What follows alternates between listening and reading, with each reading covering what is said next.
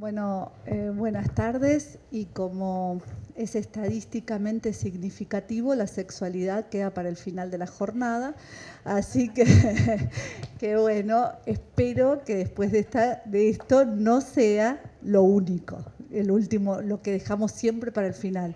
Así que bueno, en breve, bueno, me encantaría, bueno, esto no lo voy a decir porque ya lo dijo el doctor, pero en realidad a mí me parece que todas las energías que está poniendo la comunidad científica, todos los recursos, tanto humanos como económicos, que se están poniendo en el estudio del BPH, es importante porque nos están representando algo. Nos está representando que toda la comunidad científica lo que quiere es mejorar la calidad de vida de las personas. Y eso no nos podemos olvidar, porque parte de la calidad de vida es la sexualidad. Entonces, ¿por qué estaríamos incursionando o hablando de sexualidad? Que yo le súper agradezco al doctor Tati habernos incluido en esta comisión, en esta sociedad interdisciplinaria, y que hoy probablemente nos estamos escuchando desde varias disciplinas. Yo les propongo que a esta fotito le saquen una foto con el celular, porque no lo van a ver si no lo sacan con el celular. Pero cuando le sacan con el celular me van a contar qué ven. Y cuando ¿vieron? Cuando le ponen el celular ahí, ven algo diferente, ¿no es cierto? Y eso es lo que vemos en general con el diagnóstico de HPV o con el diagnóstico de cáncer. Como dijo el doctor Rosato, nosotros llegamos al final, cuando ya todo falló la prevención primaria, falló la secundaria. Lo que para mí no tiene que fallar es la prevención terciaria. Y muchas veces, si no incluimos la sexualidad en esto, no estamos haciendo lo que llamamos prevención terciaria. Nos pasamos con la cuaternaria y hacemos iatrogenia. Entonces, lo verdad es que es verdad que primero la vida, pero ¿para qué queremos vivir? Es cierto que estamos todos preocupados para no morir, pero lo importante es para qué queremos vivir.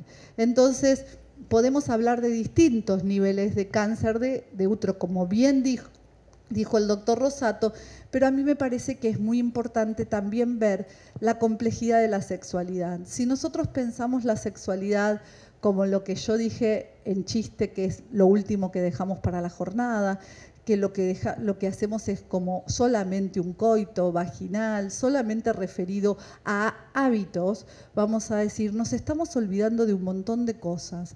La sexualidad es un fenómeno complejo de acuerdo a la definición de la salud sexual de la OMS, y incluye no solamente la experiencia sexual, sino que también incluye fantasías, pensamientos, actitudes, valores, relaciones interpersonales y las relaciones con uno mismo, cómo me siento, cómo me identifico, cuál es mi concepto de intimidad, cuáles son mis valores, por qué no en este caso del cáncer de útero la reproducción. Entonces, atraviesa al ser humano como persona, como complejo biológico y como unidad social.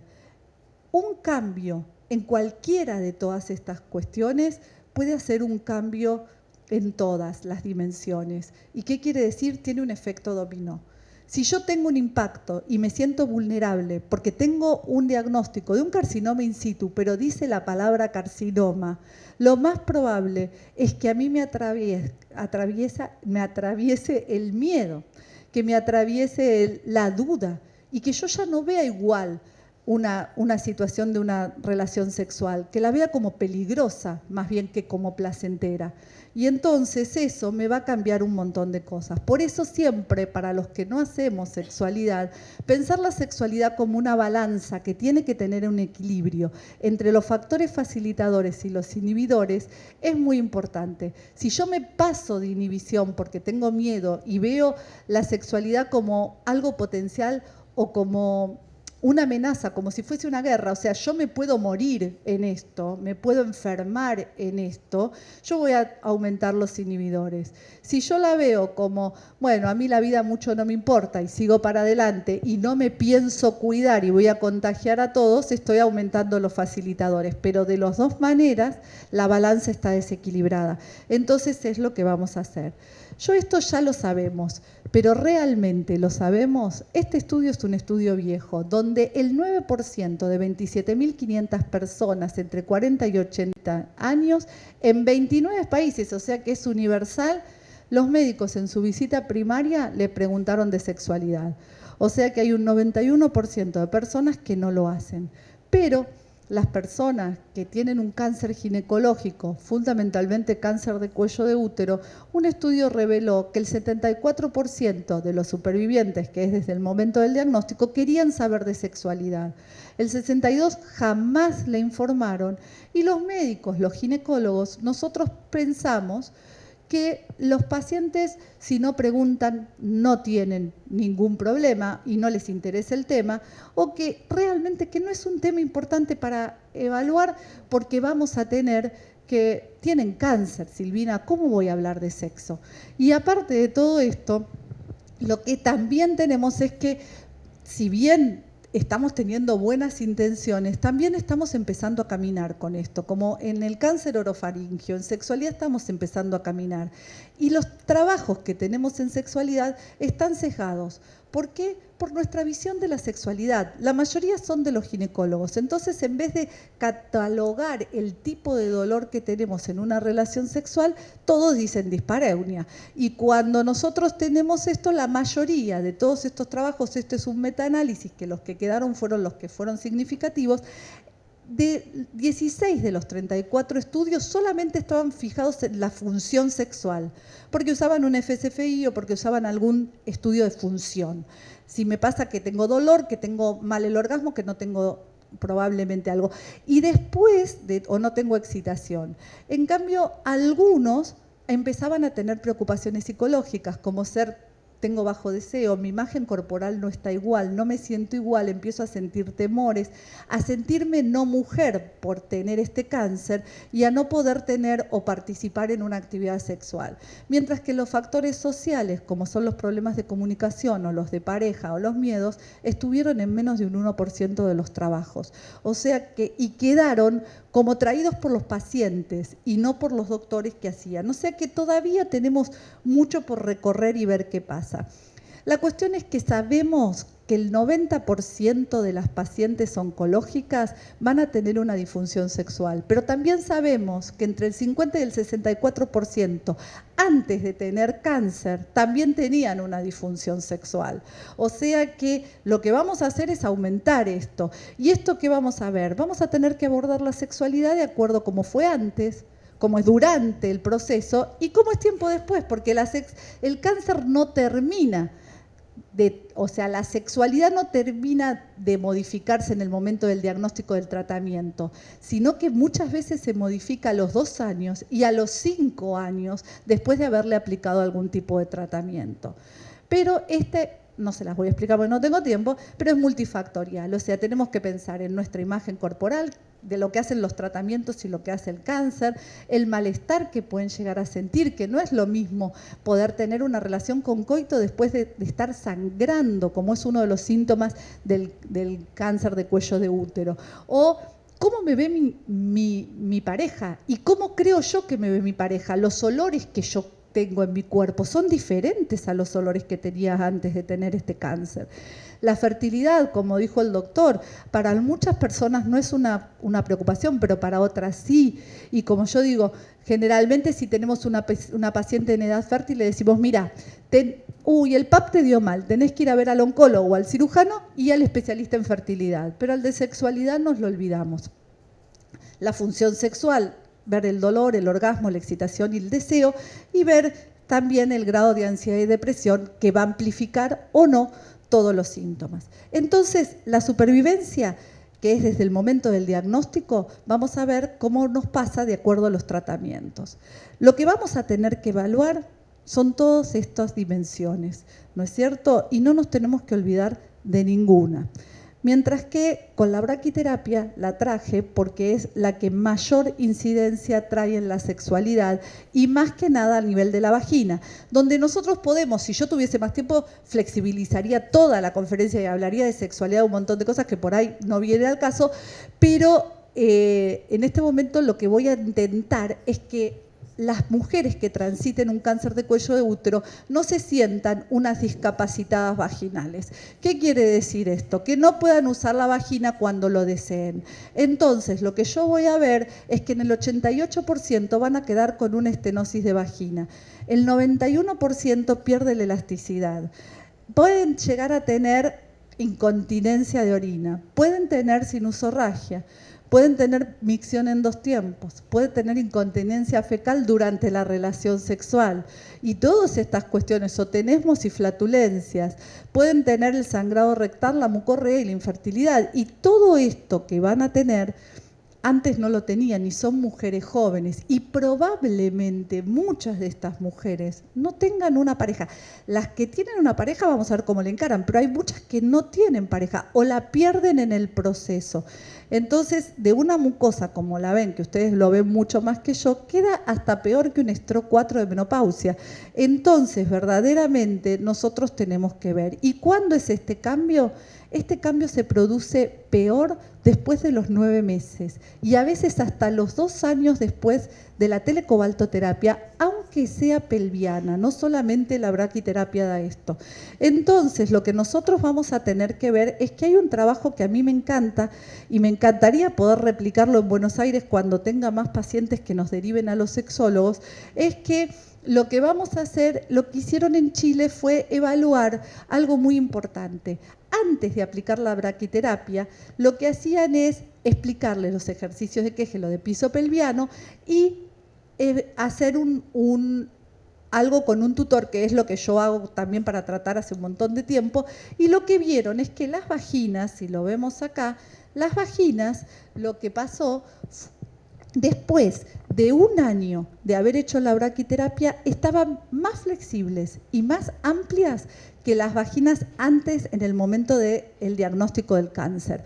O sea que, como había muchos oncólogos que ya están sensibilizados con el tema, le dicen, no empezás la braquiterapia hasta no pasar por el consultorio de Silvina o del sexólogo de confianza para que te explique lo que tenés que hacer, vamos a decir, porque esto se hace 3 veces por día, 10 minutos, y es muy importante. Entonces, lo que vamos a ver es que también la cirugía nos impacta en que nos va a dejar vaginas más cortas, probablemente con menor lubricación, y vamos a tener que ir viendo cómo repercute esta imagen y cómo va a ser su relación sexual.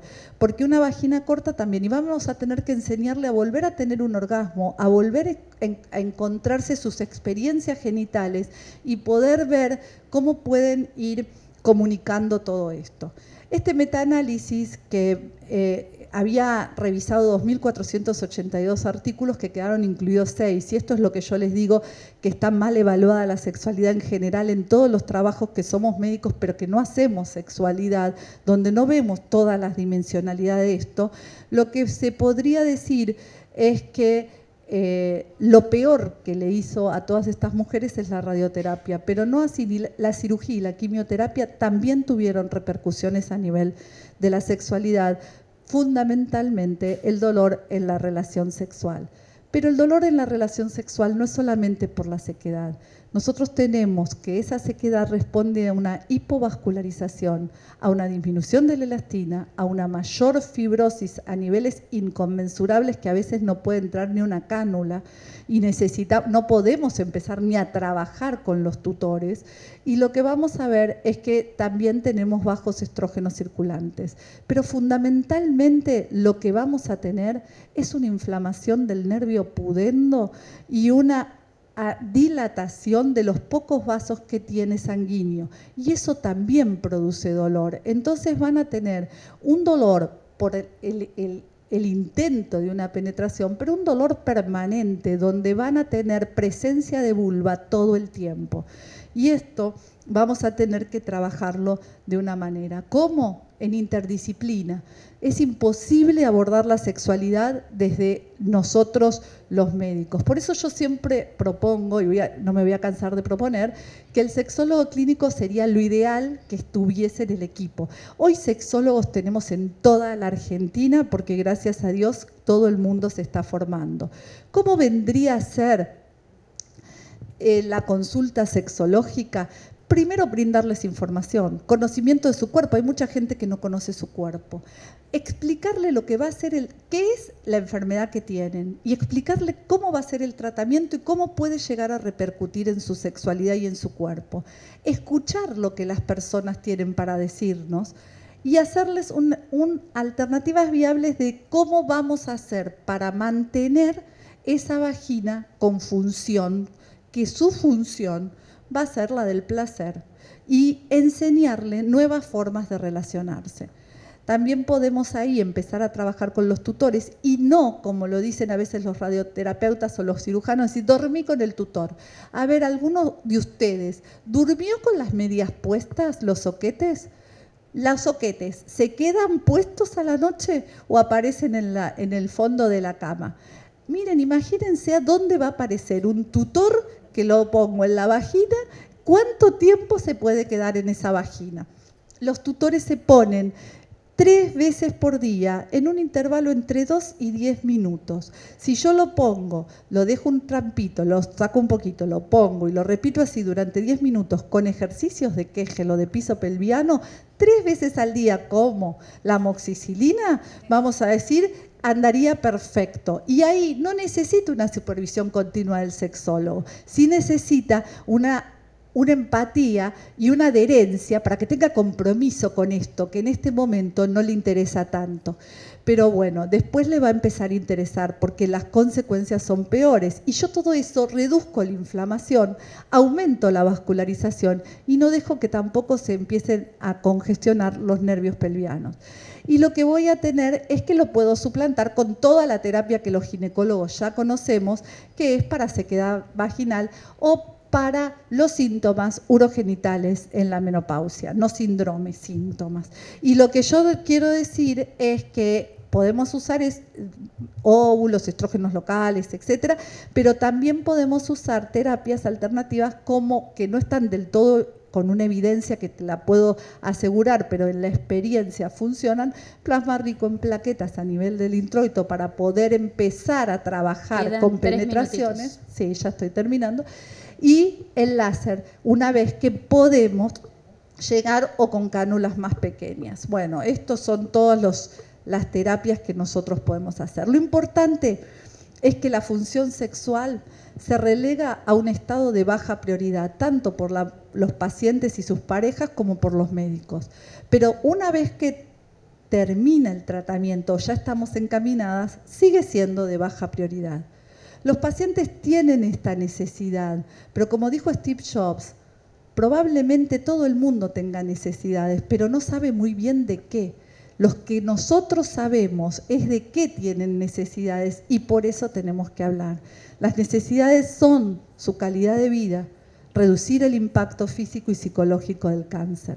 Yo les propongo, obviamente podemos tener un sexólogo en el equipo o un psicólogo o alguien que sepa de sexualidad donde se le puede poner en la notita entre todos, podés ir a tal lugar. Pero también podemos tener un folleto o un mail redactado con las cosas que van a hacer, como las indicaciones, y podérselo suministrar. La persona lo va a leer y por lo menos sabe que hay un espacio de permiso para poder preguntar en ese servicio. Y si no, armar grupos de pares, porque nada mejor que la experiencia de alguien que ya pasó por eso o todas las cosas. Entonces, lo primero es crear el espacio, el permiso para preguntar, para saber que esto es un lugar donde sabemos que vamos a poder encauzar esa respuesta y no al doctor Google, porque no va a ser. Motivar una actitud positiva hacia la sexualidad y flexible. Prevenir o detectar disfunciones sexuales anteriores y tratar de que no se instalen. Poder hacer tratamientos locales y si no, algún tratamiento sexológico y el seguimiento a largo plazo, no antes de los 3 años. Y fundamentalmente sepan que la sexualidad es una manera de sentirnos vivos. Abordarla es un derecho que tienen los pacientes. La calidad de vida es un bien que lo construimos entre todos, pero fundamentalmente el trabajo en las emociones va a modificar las creencias, pero no solamente de las personas que nos consultan, sino también de nosotros. Muchas gracias y este es el equipo.